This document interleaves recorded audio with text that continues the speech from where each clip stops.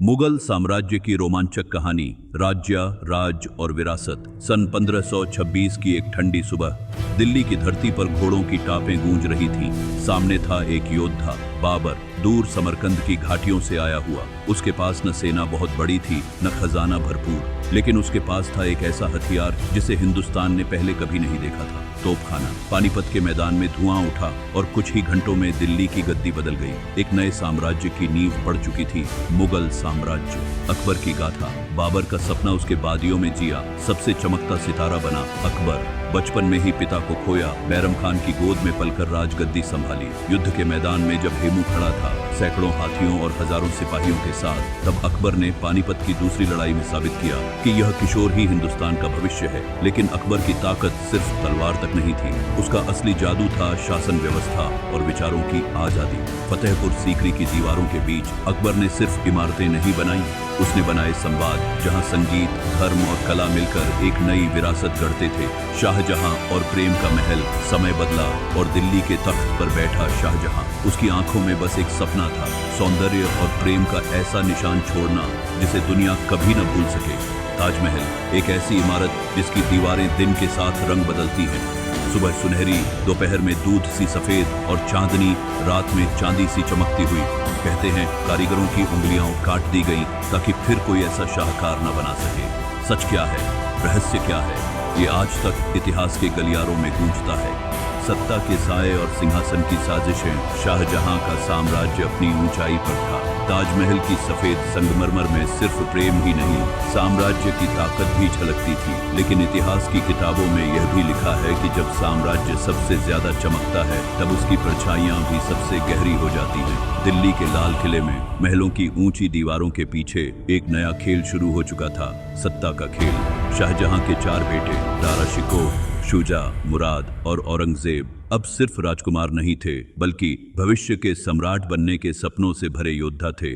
दारा शिकोह ज्ञान का साधक, सबसे बड़े बेटे दारा शिकोह विद्वान थे। उन्हें तलवार से ज्यादा किताबें प्रिय थीं। उनकी रुचि सूफी संतों, वेदों और उपनिषदों में थी। कहते हैं कि दारा ने संस्कृत ग्रंथों का फारसी में अनुवाद किया और उनका मानना था कि ज्ञान की कोई सरहद नहीं होती। दिल्ली के दरबार में जब वह बैठते तो उनकी बातों में तलवार की धार नहीं, बल्कि विचारों की चमक होती।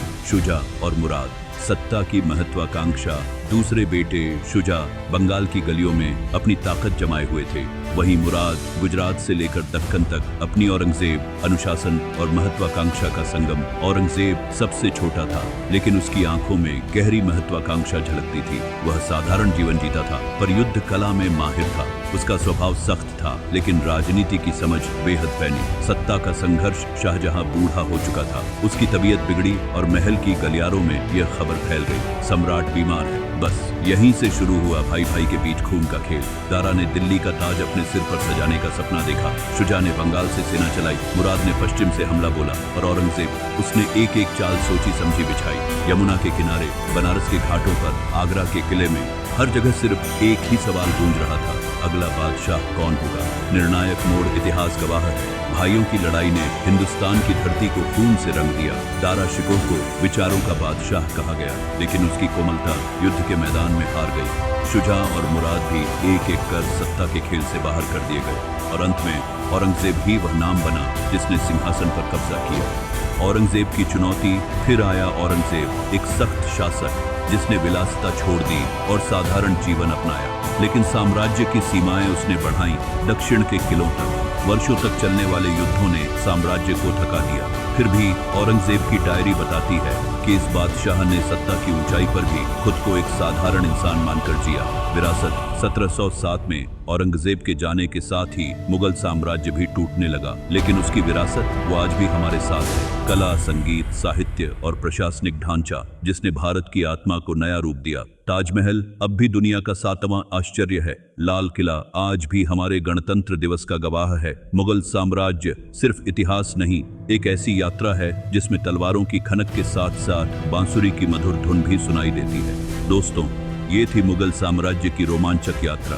अगर आपको हमारी यह कहानी पसंद आई हो तो लाइक, शेयर और सब्सक्राइब जरूर कीजिए। कमेंट में लिखिए कि अगली बार आप किस साम्राज्य या किस महान राजा की गाथा सुनना चाहेंगे। जुड़े रहिए राज्य, राज और विरासत के साथ।